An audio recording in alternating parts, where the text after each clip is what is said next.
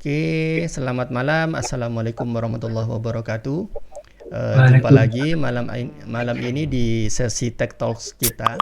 Di sesi yang ke-8 ini kembali bersama saya Frandi Dujayanto di sini. Kali ini saya ditemani dengan Fandi Rahmawan. Beliau ini adalah senior developer di Polyrifik yang malam ini akan membawakan tema tentang Introduction to Headless CMS dan Jamstack ya. Nah, jadi selama ini kita sudah mengenal CMS, tentu bukan barang baru lagi, tetapi di sini adalah headless CMS tanpa kepala ya. Nah, apa itu headless CMS nanti akan dijelaskan dengan Fandi dan juga hubungannya dengan Jamstack. Jamstack ini sangat menarik. Ini adalah arsitektur yang dia menjanjikan modern web arsitektur ya, yang katanya akan ngeboost performance. Nah, gimana cara kerjanya, kenapa kok bisa seperti itu, dan hubungannya dengan headless CMS gimana. Nah, nanti itu yang akan dijelaskan sama Fandi. Oke, untuk selanjutnya mungkin perkenalan dulu Fandi tentang profesional, karir dan sebagainya dan apa yang dilakukan di Polyrifik selama ini. Ya, silakan. Oke, ya. Selamat malam teman-teman. Perkenalkan nama saya Fandi Rahmawan. Di Polyrifik ini saya terjun di project investment platform di US sana. Kebetulan pegang jadi leadnya. Project saya udah jalan dari awal Desember tahun lalu sih sampai sekarang. Sebelum di Polyrifik saya pernah berbagai company juga. Ada salah satunya Mitrais. Terus mostly kebanyakan related sama Australia, klien dari Australia kayak Devstack, Dixit. Kebanyakan base-nya di Bandung.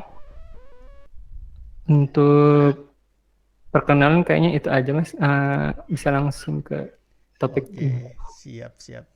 Terima kasih Fandi. Oh ya, sebelum mulai mungkin seperti biasa ya teman-teman. Nanti misalnya selama penjelasannya dari Fandi ada pertanyaan dari teman-teman semua, silakan langsung aja diketik di chatnya di situ, biar nanti saya yang akan membacakan dan Fandi akan nanti akan menjawabnya. Oke, jangan tunggu eh, sampai akhir ya. Takutnya nanti malah nggak kejawab seperti itu. Iya, Iya. silakan Fandi dimulai presentasinya. Oke.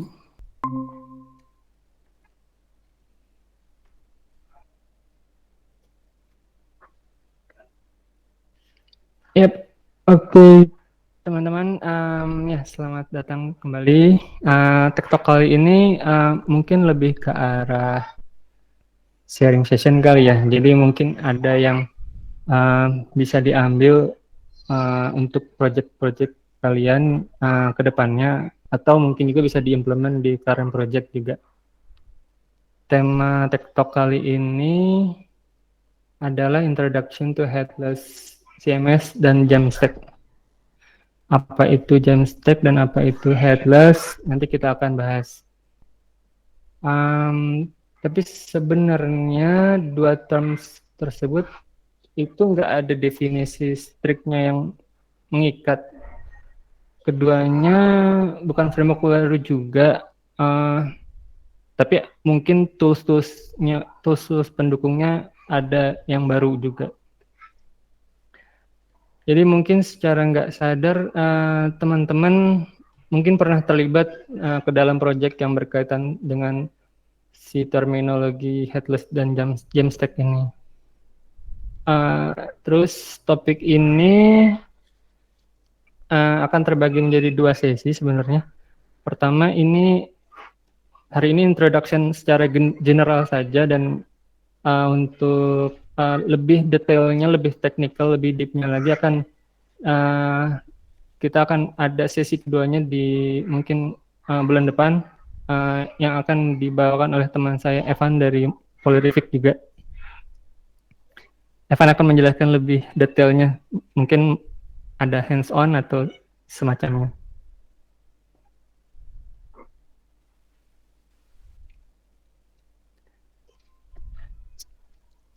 Oke, ini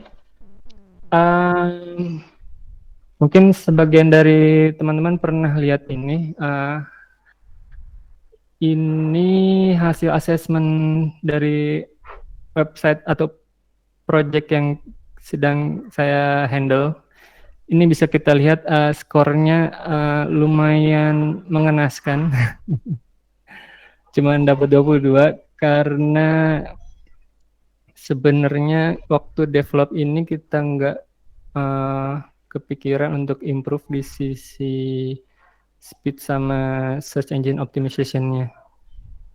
Setelah jadi, dan kemarin juga waktu develop ini kita cuma dikasih waktu sebulan 2 bulan. Jadi targetnya cuman implementasi desain dari desainer, terus integrate ke existing project-nya untuk si aplikasi guest modulnya ini.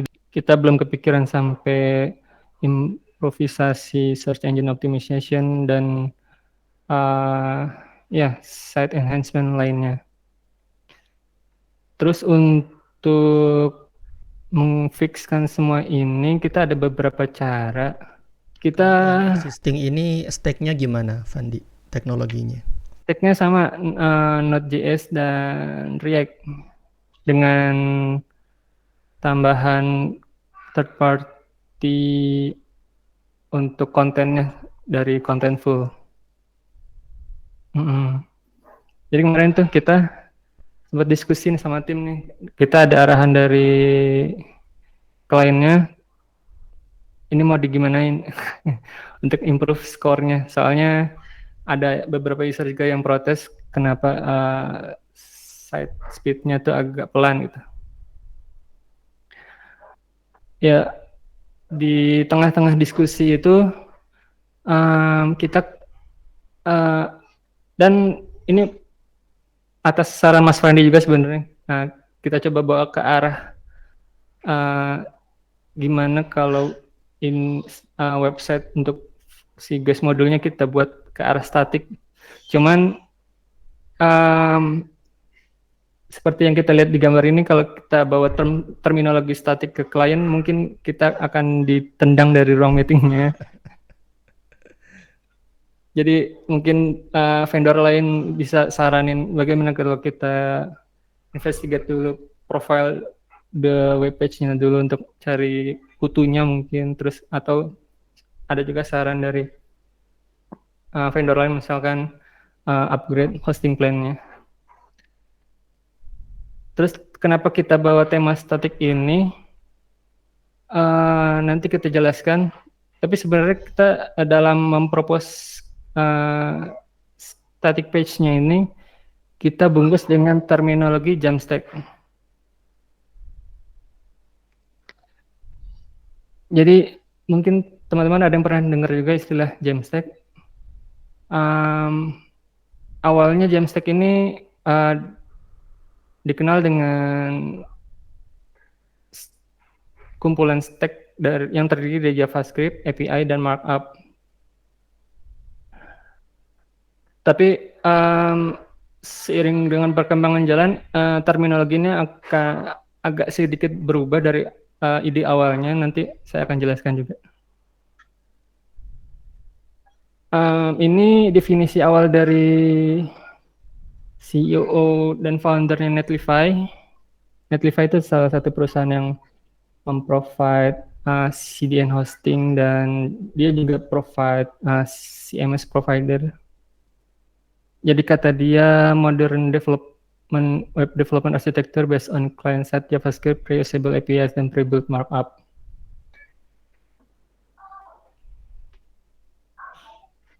Ya, jadi dari ide awalnya JavaScript API dan markup, seiring dengan perkembangan waktu, Jamstack juga digunakan istilahnya sebagai apa ya? istilah untuk mendeskripsikan architectural approach for building websites. Jadi kesini tuh istilahnya tuh nggak strict banget Jamstack itu apa, kayak misalkan Scrum itu ada Scrum guideline-nya, kita mesti lakukan seremoni ini untuk mengachieve si manifestonya. Kalau Jamstack ini lebih terminologinya lebih terbuka, lebih open lah untuk para developer atau para pengembang software juga. Jadi sebenarnya apa sih intinya dari untuk mengakses website kita itu udah mengimplementasikan Jamstack atau bukan? Jadi poin awalnya itu website kita harus decouple, itu poin utamanya.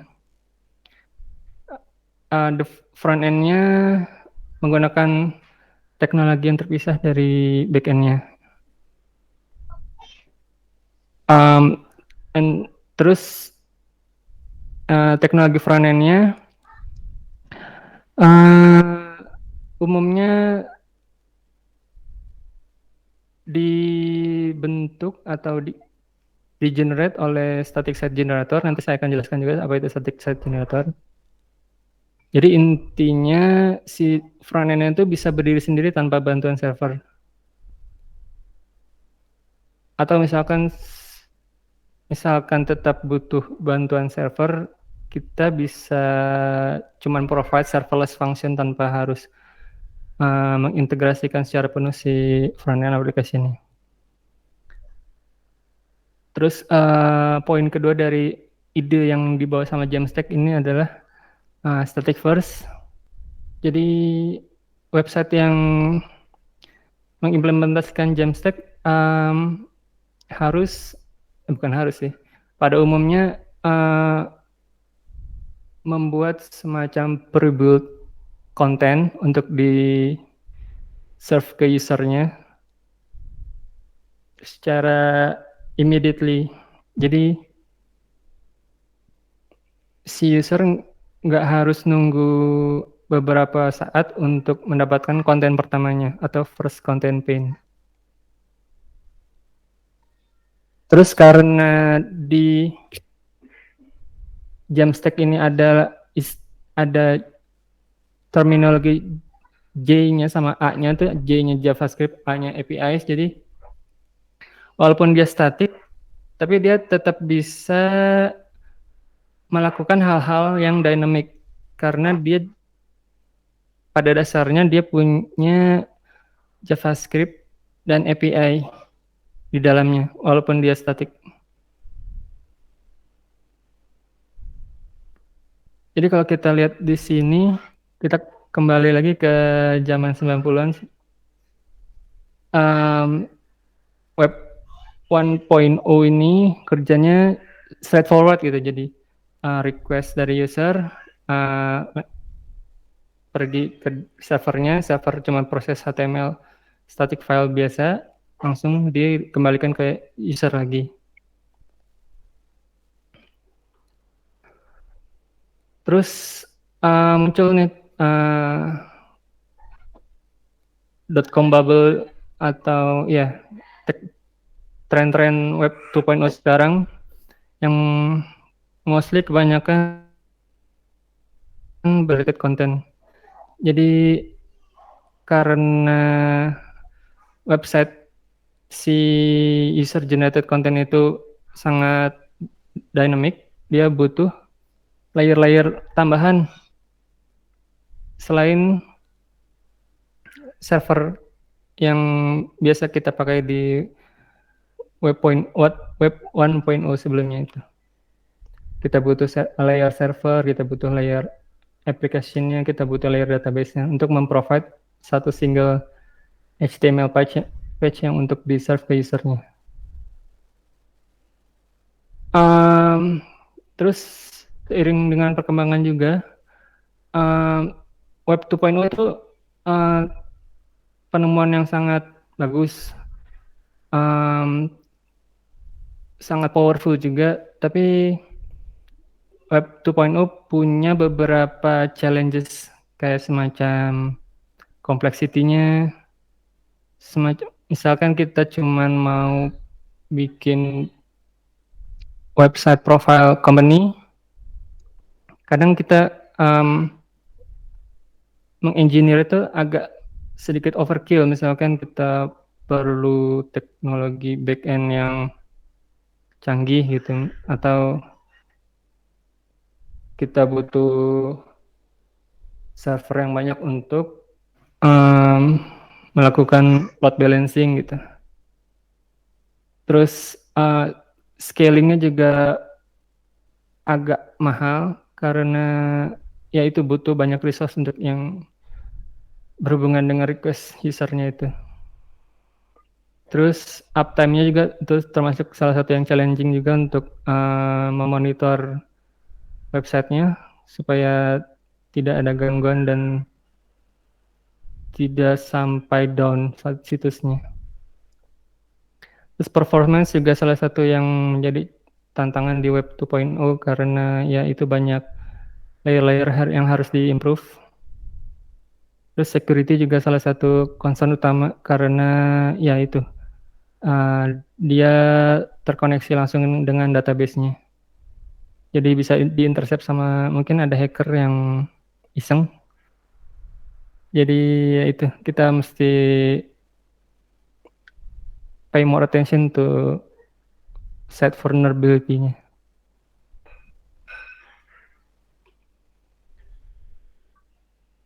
Ya, balik lagi ke Jamstack. Seperti yang tadi saya jelaskan, Jamstack itu sebenarnya website statik, tapi dia di-generate secara dynamic. Terus build prosesnya itu, nanti saya jelaskan build proses dari Jamstack itu. Dia persis seperti Web 2.0. Dia mengambil konten secara dynamic dari database, terus diproses juga, ada API-nya juga. Tapi ujung-ujungnya tuh apa yang di-serve ke user tuh tetap konten statik. Jadi static part-nya itu ya itu mirip kayak Web 1.0 tadi. Yang di-serve ke user tadi itu cuman static collection kayak HTML, CSS, JavaScript, dan media file lainnya. Karena dia bentuknya statik, jadi dia bisa di-serve di CDN yang availability-nya bisa sangat bagus, bisa diatur berdasarkan user request address-nya secara global, dan bisa di-cache juga di CDN-nya. Jadi intinya experience yang diterima oleh user itu ya mirip-mirip kayak waktu dia browsing static file di zaman 90-an.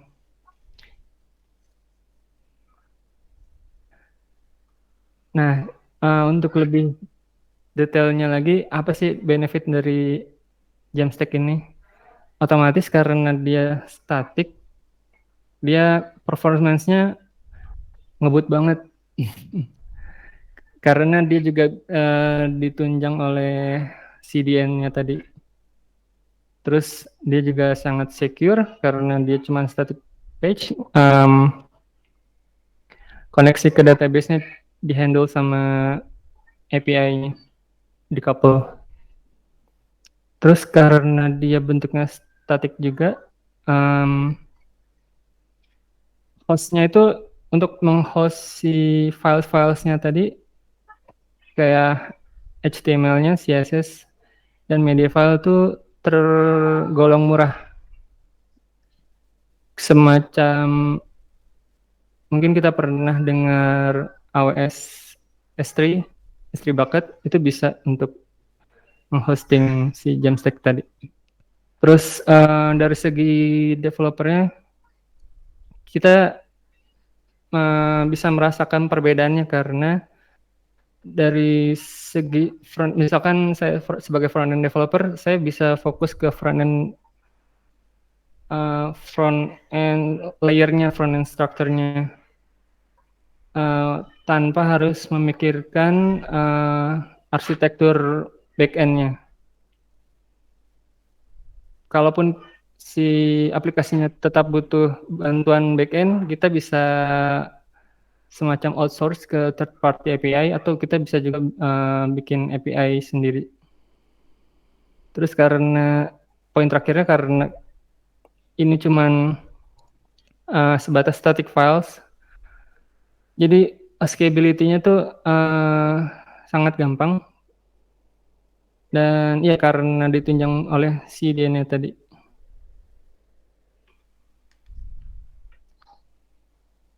Nah, ini catatan untuk best practice-nya dari Jamstack implementation. Nggak harus semuanya diimplementasi menurut saya. Cuman ya ini karena definisi dari Jamstack ini belum ada yang mengikat atau yang bisa diterima oleh semua developer.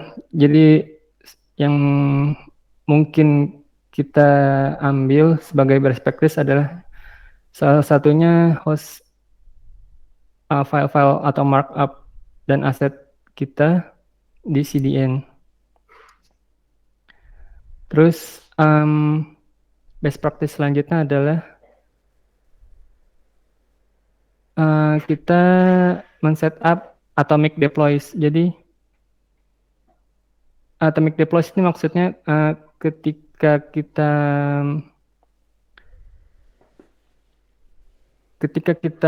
men-setup aplikasi Jamstack ini, kita harus mengkoneksikan continuous integration atau continuous deployment-nya juga. Jadi ketika aplikasi kita mau diupdate, kita cukup dengan mempush changes kita ke Git repository-nya. Dan selanjutnya akan dihandle oleh si CI/CD provider-nya. Untuk selanjutnya, best practice selanjutnya, case invalidation. Jadi karena ini website Jamstack-nya ini mostly static, walaupun bisa ada beberapa part yang dynamic, kita juga perlu memikirkan bagaimana untuk men-invalidate case-nya. Mungkin berdasarkan waktu atau berdasarkan konten yang akan dipublish di website-nya. Terus best practice selanjutnya seperti yang tadi saya jelaskan, code kita harus terintegrasi dengan CI/CD pipeline. Semuanya tuh harus ada di version control system semacam Git atau yang lainnya. Jadi kita bisa melihat history dari perubahan filenya, atau collaborator juga kita bisa track. Terus yang terakhir, ya kita juga harus prepare automated build-nya. Jadi nggak cuma berhenti di GitHub, jadi kalau kita push changes-nya itu masuk ke repository, proses selanjutnya juga harus dilakukan, yaitu mendeploy build files-nya ke CDN. Ini artikel yang saya kemarin temukan di Amazon. Jadi Amazon punya istilah 5 pilar framework yang well architected. Pertama operational excellence, kedua security, terus reliability-nya juga harus bagus, terus performance efficiency, dan cost optimization. Semua 5 pilar ini bisa kita achieve dengan mengimplementasikan Jamstack. Operational excellence karena kita sudah describe best practice yang ini. Security itu karena kita mendecouple front end-nya dengan main part-nya, dengan API dan database-nya. Reliability juga kita terjaga karena CDN-nya itu performance-nya juga bakal akan terimprove karena mostly yang di-serve ke klien itu static first. Dan dari segi cost optimization juga hosting di CDN itu relatif lebih murah karena ya itu cuman serve static files. Terus perbandingan dengan apa sih perbandingannya yang tradisional monolithic full stack CMS arsitektur dengan modular application yang berdasarkan Jamstack? Kalau kita bisa lihat, Sorry Fandi, sebelum ya, lanjut ke headless, ada pertanyaan. Kalau misalnya tadi itu di Jamstack mengenerate static page, yang di-serve kan static page-nya kan ya. Nah, ketika ada perubahan, misalnya ada perubahan kontennya diupdate, itu sebaiknya regenerate-nya itu kapan? Seperti apakah setiap ada update di kontennya kita langsung mengenerate lagi, atau kapan gitu loh best practice-nya sebenarnya? Oke. Dari segi best practice itu kembali lagi ke timnya masing-masing sebenarnya. Jadi ada beberapa cara, misalkan cara pertama yang saya jelaskan tadi, kita bisa set up misalkan semacam script untuk misalkan kita host konten kita di third party, misalkan WordPress atau Contentful. Script itu akan membaca kalau ada semacam webhook. Jadi kalau kita nemuin salah satu konten baru yang belum ada di konten list sebelumnya, kita bisa trigger si deployment-nya tadi.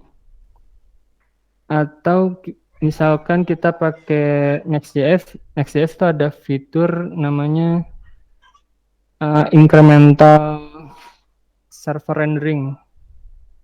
Jadi dia bisa ngedetek konten-konten baru dengan jangka waktu tertentu. Jadi misalkan jadi konsep ISR itu tadi incremental server rendering, dia akan secara incremental ngitung berdasarkan set timeline yang kita tentukan.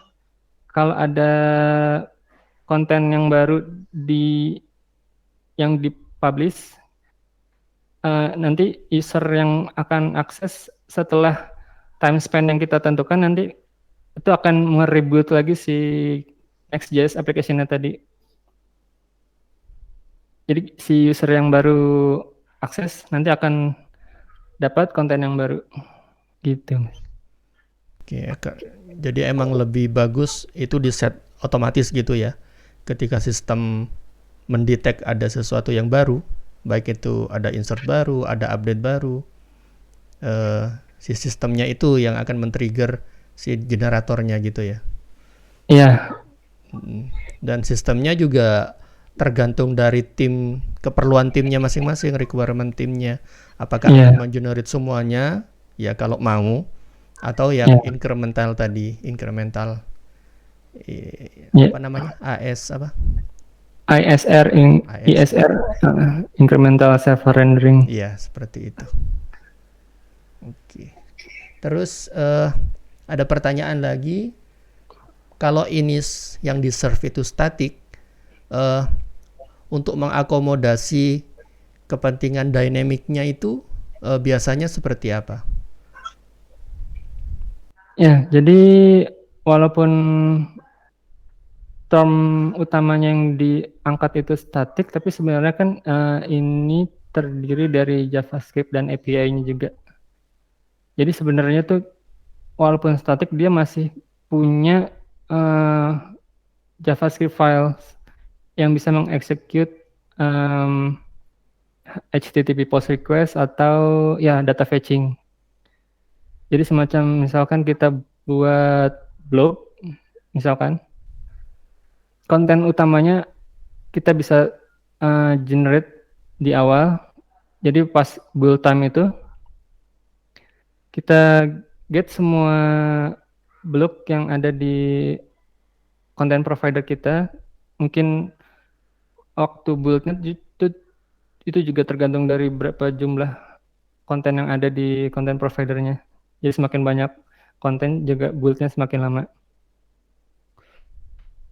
Terus dari segi kontennya tadi kita bisa serve sebagai static asset atau static content. Nah, untuk misalkan di blog tadi, misalkan kita mau taruh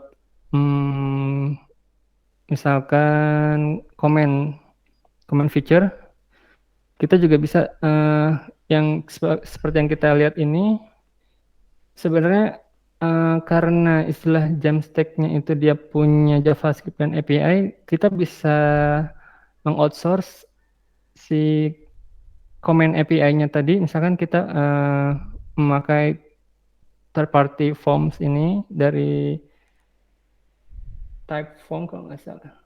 Ya, misalkan kita bikin e-commerce, paymentnya kita bisa outsource ke Stripe. Terus misalkan kita mau bikin authentication system, kita bisa outsource ke Auth0 dan semacamnya. Jadi implementasinya itu nggak terbatas gitu. Jadi kita juga bisa bikin third party API sendiri. Misalkan kita nggak mau pakai yang sudah jadi, kita misalkan lebih concern kepada client request gitu, misalkan kita bikin library sendiri, API sendiri, itu bisa juga gitu. Iya, iya. Ya, semoga itu menjawab ya. Jadi kan karena jangan dikira karena ini adalah men-serve sebagai static page, terus ya nggak bisa dynamic gitu ya. Jangan lupa di sini masih ada struktur API-nya, dan juga jangan cuma membayangkan, sorry ya Fandi ya, ini aku tambahin dikit ya. Oh ya. Iya, jangan membayangkan karena API itu cuma API yang kita bikin sendiri gitu.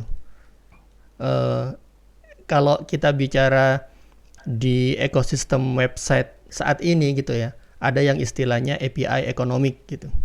API ekonomik itu ya ada begitu banyak API yang ada saat ini yang dengan unik functionality-nya masing-masing. Seperti yang tadi Fandi bilang, contohkan misalnya ada payment, ya kita bisa memilih API payment yang kita inginkan, yang bisa kita pakai di website kita seperti itu. Jadi kita sudah bisa dibilang tidak perlu pusing-pusing untuk membuild itu dari scratch seperti itu. Kita tinggal memakai API yang sudah ada seperti itu. Kalaupun kita misalnya kalau dalam e-commerce ya, kita butuh untuk check out gitu, check out proses gitu, itu sudah ada gitu loh, service yang akan membantu kita untuk itu gitu. Dan kita bisa memanfaatkannya. Dan kalaupun memang itu tidak ada yang sesuai dengan kebutuhan kita, ya nggak apa-apa bikin sendiri gitu, seperti itu. Ya itu aja tambahannya. Monggo silakan dilanjut Fandi. Iya. Jadi ini lebih detail lagi mungkin penjabarannya. Jadi untuk traditional workflow-nya, flow-nya dimulai dari developer, sama kayak Jamstack juga, membuat satu feature atau mempublish satu feature. Kita lalu yang perbedaannya itu kalau si developernya dia deploy aplikasinya ke server, lalu si user request misalkan HTML page tertentu, si servernya yang akan memproses si HTML-nya tadi. Terus untuk Jamstack, karena yang tadi saya jelaskan di awal dia sudah di generate sebagai static asset, jadi ketika user mau mengakses satu URL, website itu sudah punya semacam pre-built HTML, jadi semacam predefined konten yang bisa disajikan ke user tanpa harus menunggu lagi.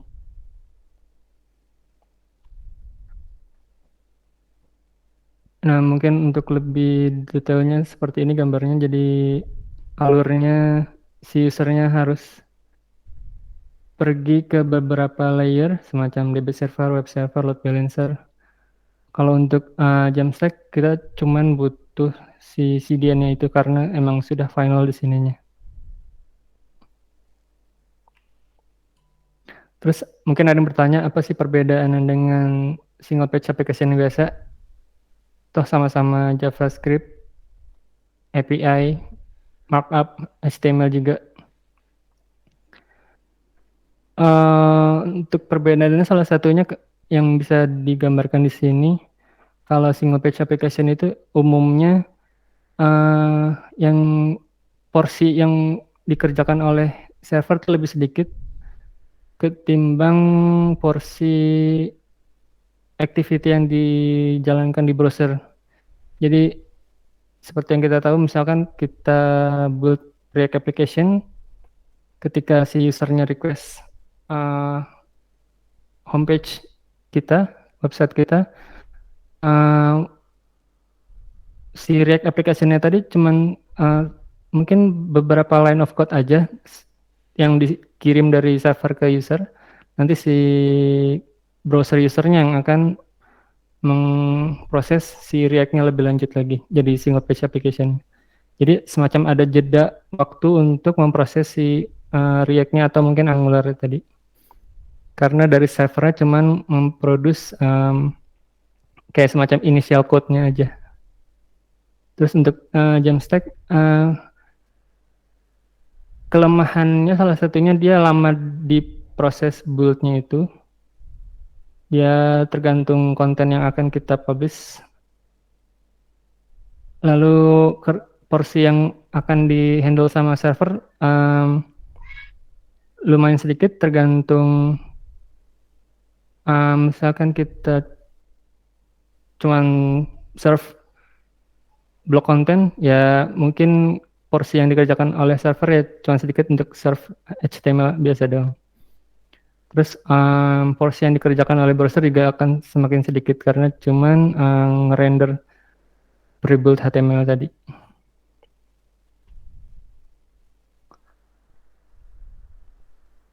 Ini penjelasan lebih lanjutnya lagi.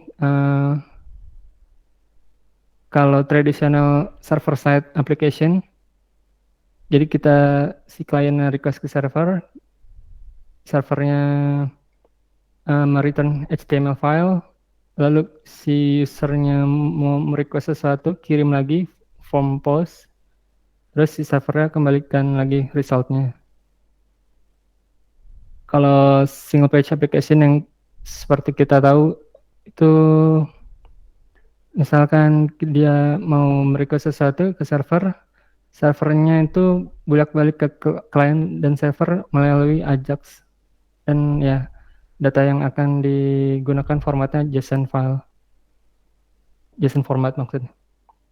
Untuk si Jamstack ini bisa menggunakan tools, salah satunya static site generator. Nanti saya akan jelaskan lagi di nextnya. Jadi intinya si data atau content template-nya itu dibuild sama si static generator tool-nya untuk menjadi satu website yang ready untuk usernya tanpa harus diproses lagi oleh si servernya. Nah, toolsnya apa aja sih yang kita perlukan untuk membangun satu Jamstack website? Toolsnya semakin kesini semakin banyak. Mungkin teman-teman ada yang pernah dengar Next.js. Terus Hugo ini berdasarkan Go application, Golang. Gatsby juga mirip sama Next.js. Jekyll ini mungkin agak lebih lama lagi. Ini ya intinya dia memproduce konten untuk yang bisa kita pakai untuk merender HTML kontennya. Terus Terus selanjutnya yang kita perlu itu mungkin CMS-nya. Jadi CMS-nya itu sekarang ada dua jenis sebenarnya. Jadi CMS yang full feature semacam Drupal atau WordPress atau semacamnya. Ada juga CMS yang slim. Istilahnya slim itu dia cuma memprovide data-datanya aja. Dia nggak memprovide user experience-nya. Itu tergantung ke developer masing-masing. Semacam Strapi, Netlify, CMS, Contentful. Headless CMS ini nanti saya akan bahas juga. Untuk tools deployment-nya, karena ini mostly related ke CDN, jadi kita butuh yang CDN ready kayak Netlify, Vercel, OSS3, dan semacamnya. Terus bagaimana sih cara untuk migrate ke Jamstack ini? Kalau kasusnya di project saya sekarang, untuk nge-rewrite satu aplikasi ke Jamstack itu butuh waktu yang panjang, karena Jamstack ini juga salah satu limitation adalah membangun satu ekosistem itu agak lumayan panjang juga, dan lebih cocok untuk project-project yang emang from scratch. Kalaupun kita mau integrate ini di tengah jalan, salah satu caranya kita bisa implement salah satunya micro front end, kalau teman-teman pernah dengar. Jadi satu website itu setiap sectionnya itu bisa terdiri dari beberapa teknologi aplikasi, teknologi front end. Misalkan di main page-nya ini kita pakai misalkan ASP.NET Razor misalkan. Terus untuk new page-nya itu kita bisa implementasi Jamstack-nya itu. Jadi istilahnya incremental implementation. Jadi nggak sekaligus implementasi Jamstack dari awal. Jadi kita bisa angkut satu-satu aja yang kita bisa ambil dan implementasi Jamstack-nya. Terus ini case dari project yang saya handle sekarang. Jadi sebenarnya sini ada aplikasi untuk user, guest-nya, aplikasi untuk internal investornya, dan aplikasi untuk administratornya. Jadi implementasi yang kita pakai adalah take out si guest modulnya yang berhubungan dengan user yang kira-kira butuh di-enhance untuk kepentingan search engine optimization-nya. Jadi ini pure pakai Next.js. Ini kita host kontennya di Contentful. Kita tetap bisa merender dynamic content-nya.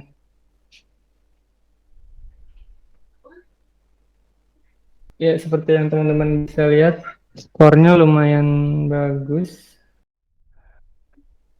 Ya, ini limitation dari Jamstack yang tadi saya singgung. Jadi nggak semua orang mungkin bisa implement Jamstack ini, karena pertama dari definisinya juga sangat luas, dan itu kembali lagi ke kebutuhan tim dan projectnya sendiri. Jadi case-nya itu bermacam-macam. Ada yang perlu render semua konten di awal, ada yang butuh incremental server rendering seperti yang tadi ditanyakan. Jadi case-nya itu bermacam-macam. Jadi Jamstack ini juga bukan nggak cocok sih. Jadi Jamstack ini lebih cocok untuk aplikasi yang lebih banyak read-nya daripada write-nya. Terus secara user experience juga, kalau kita butuh menampilkan real time data itu agak kurang cocok dengan Jamstack ini. Terus limitasi selanjutnya, kita perlu menunggu waktu yang agak lama untuk mempublish konten baru karena dia akan mengenerate seluruh konten yang ada di konten repository kita. Terus untuk menghandle dynamic partnya itu juga salah satu tantangannya, seperti yang tadi kita lihat di slide sebelumnya tadi, karena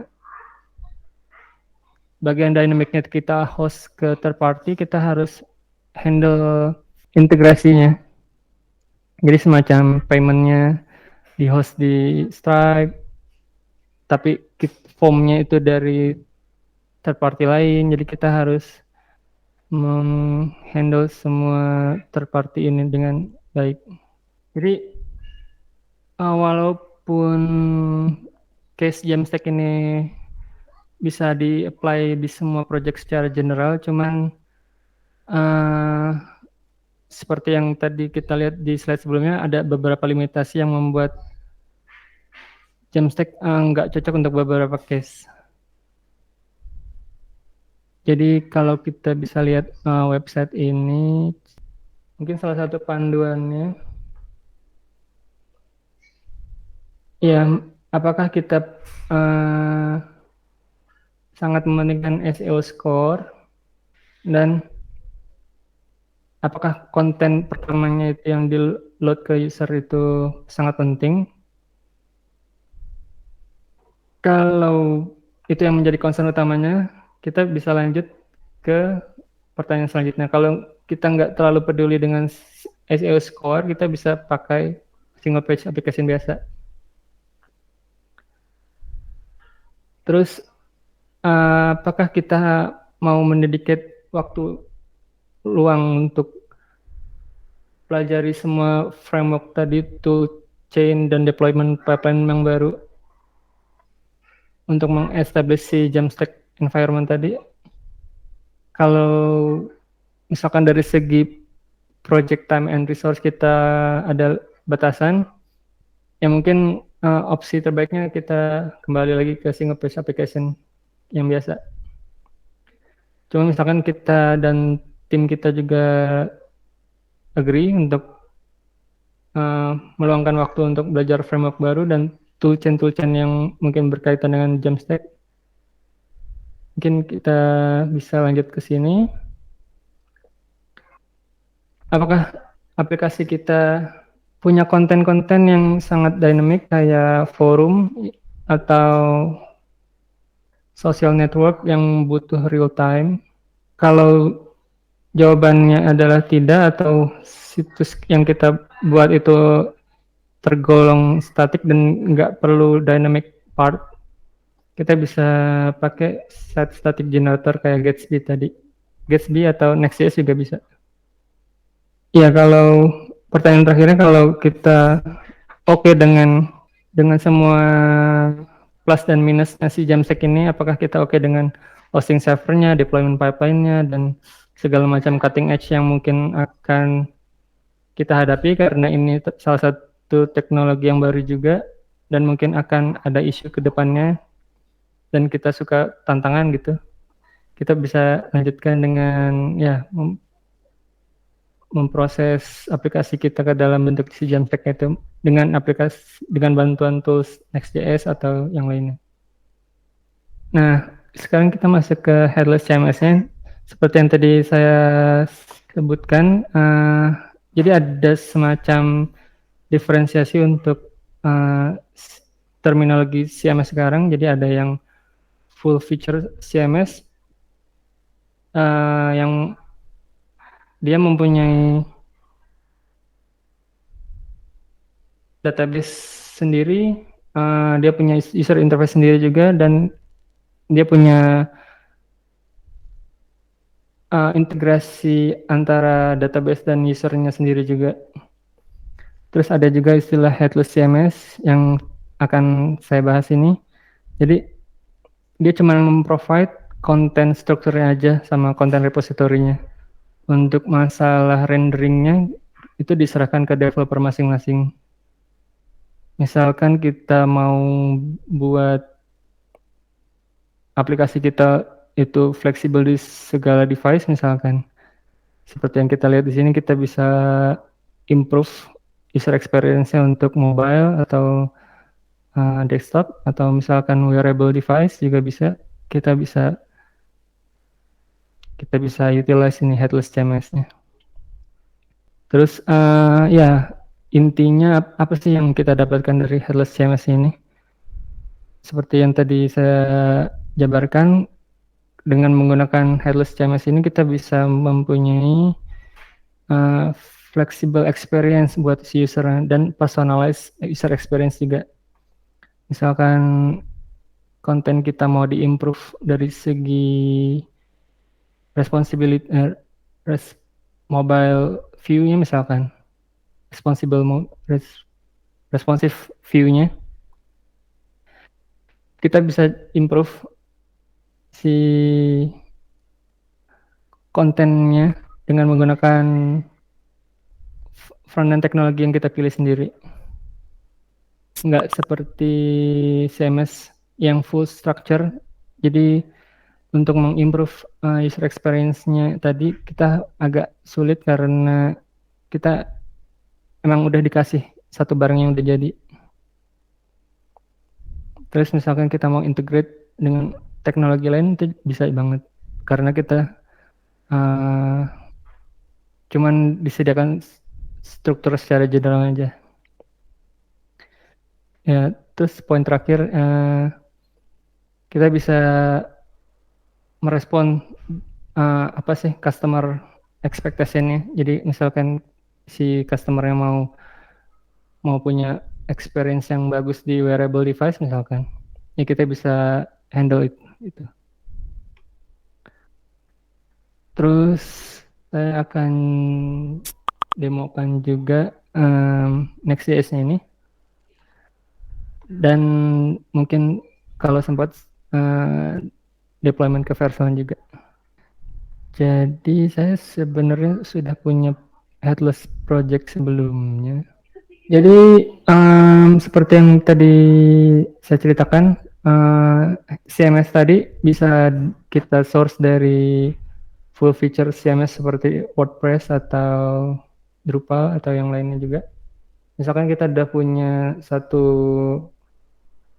ekosistem di WordPress-nya, jadi misalkan kita udah punya user base di sini atau database, kita mau improve dari segi user experience-nya, kita bisa menggunakan bantuan GraphQL ini untuk mengoutsource data-data yang ada di WordPress ini. Ini WordPress biasa ini ya, Fandi? Ya, biasa. Ini secara basic tampilan WordPress-nya seperti ini. Ini WordPress dengan tambahan plugin WooCommerce. Jadi kita bisa punya fitur checkout, cart. Ini udah dihandle semua sama si WooCommerce-nya. Dan untuk membuat si WordPress ini tanpa kepala atau headless, kita bisa pakai bantuan. Ada WordPress menyediakan dua tipe, REST API dan GraphQL. Dua-duanya bisa kita pakai untuk men-source data kita.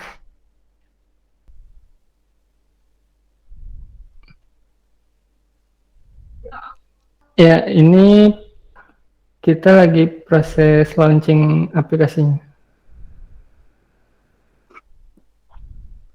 Ini ngambil datanya dari WordPress yang tadi ya? Ya, WordPress yang tadi.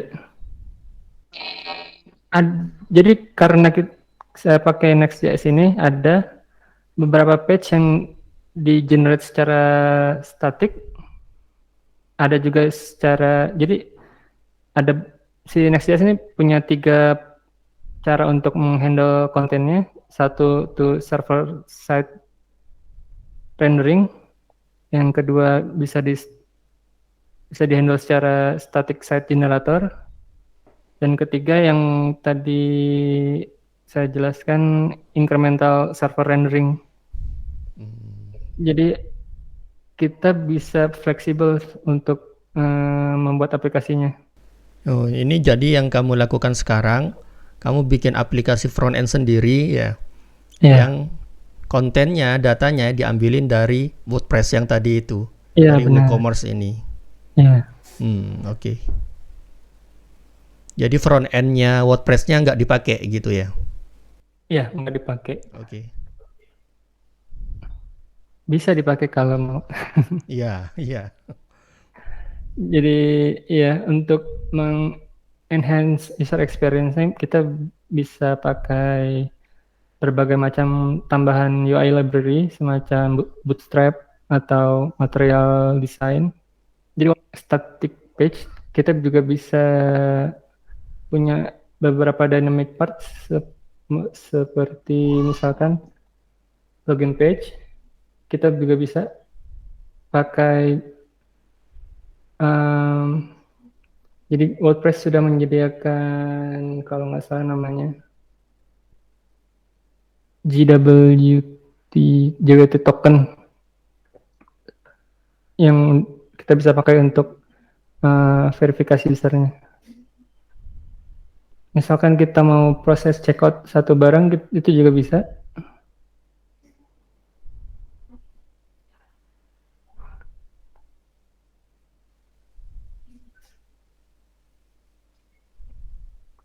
Kita bisa melanjutkan prosesnya sampai placeholder selesai. Ya. Bagian statiknya yang seperti apa ini, Fandi? Jadi Statiknya statiknya yang mana aja? ini yang tampilan awalnya. Oke. Jadi predefined page-nya kita bisa lihat Katalog itunya katalog ya yang produknya. statik ya. Iya, iya benar Mas. Terus proses yang dynamicnya kayak proses checkoutnya itu masih Iya, tetap dynamic ya, di handle sama Next ya. Next.js iya benar. Oke. Ada lagi yang mau ditunjukkan, Fandi? Oke, ada lagi sih Mas. Jadi saya ada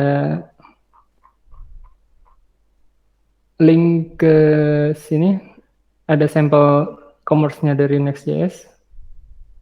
Seperti yang kita bisa lihat di sini, dia sangat membanggakan assessment dari websitenya.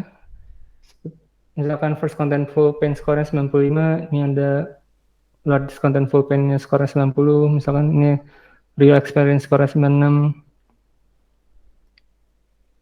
Kita bisa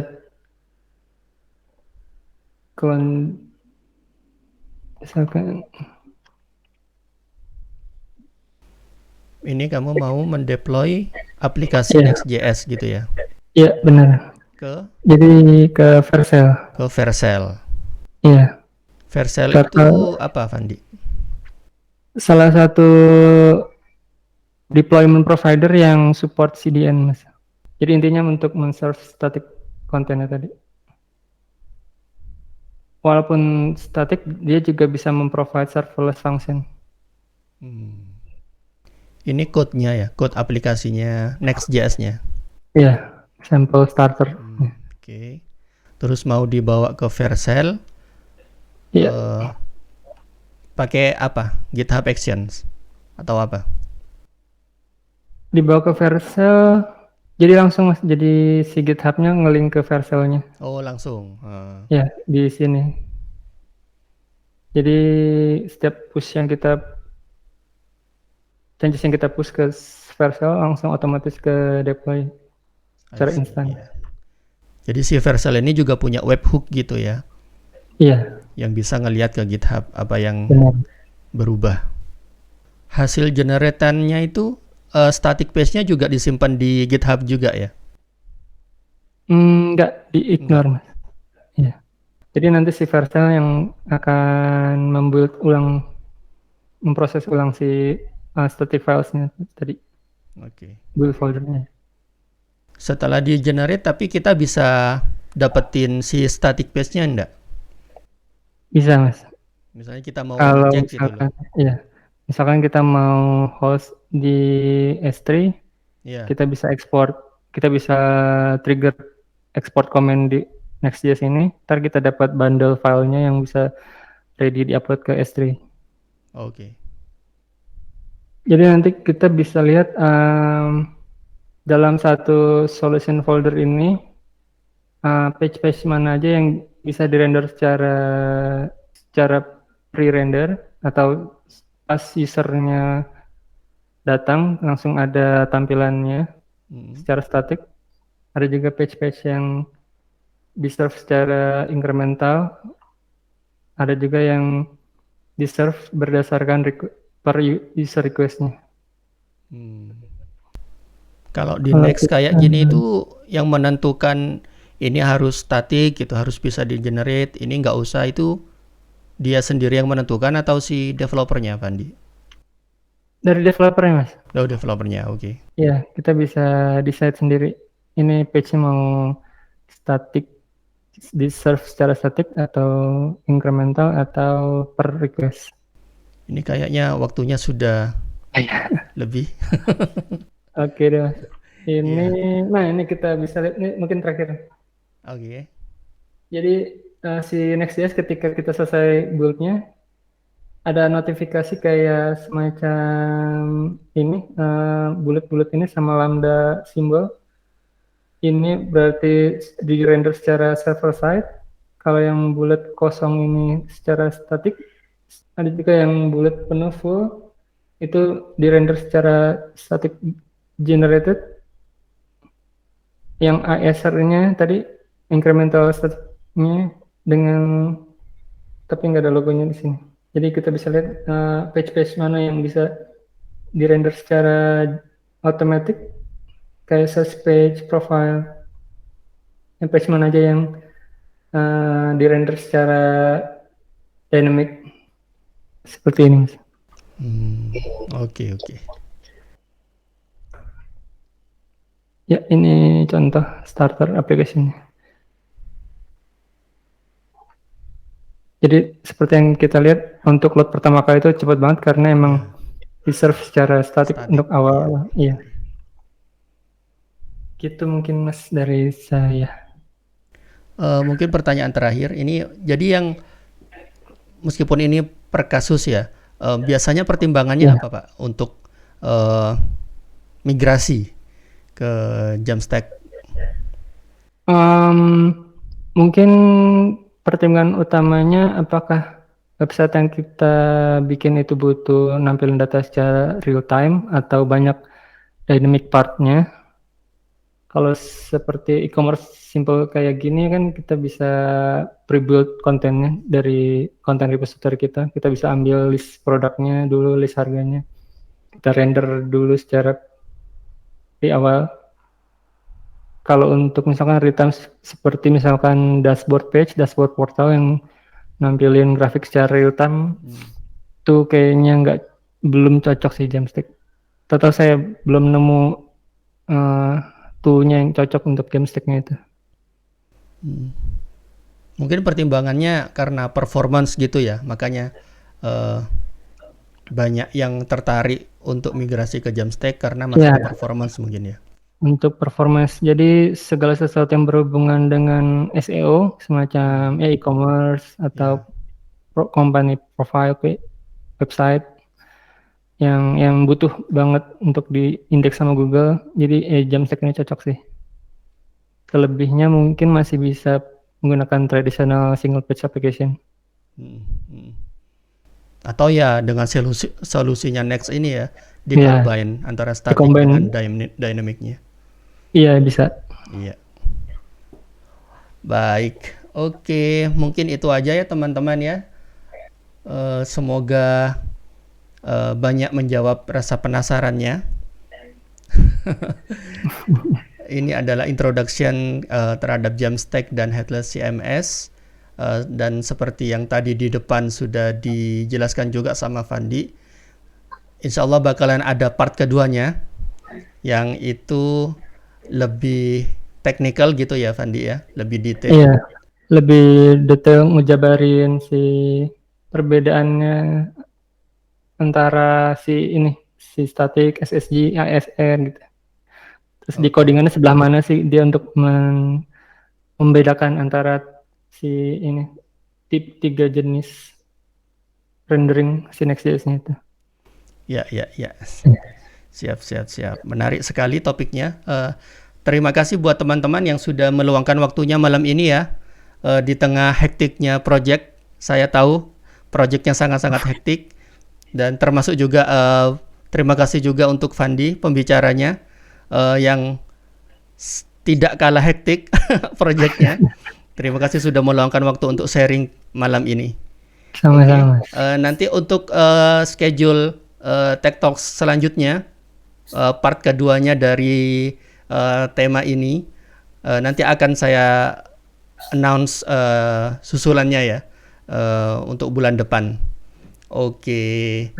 Baik teman-teman, terima kasih atas waktunya semua. Silakan kembali istirahat, yang mau istirahat, yang mau kembali ke project silakan silakan diatur. Terima kasih yuk semuanya. Yuk, Assalamualaikum. Terima kasih Fandi. salam, yuk, Selamat sama-sama. malam.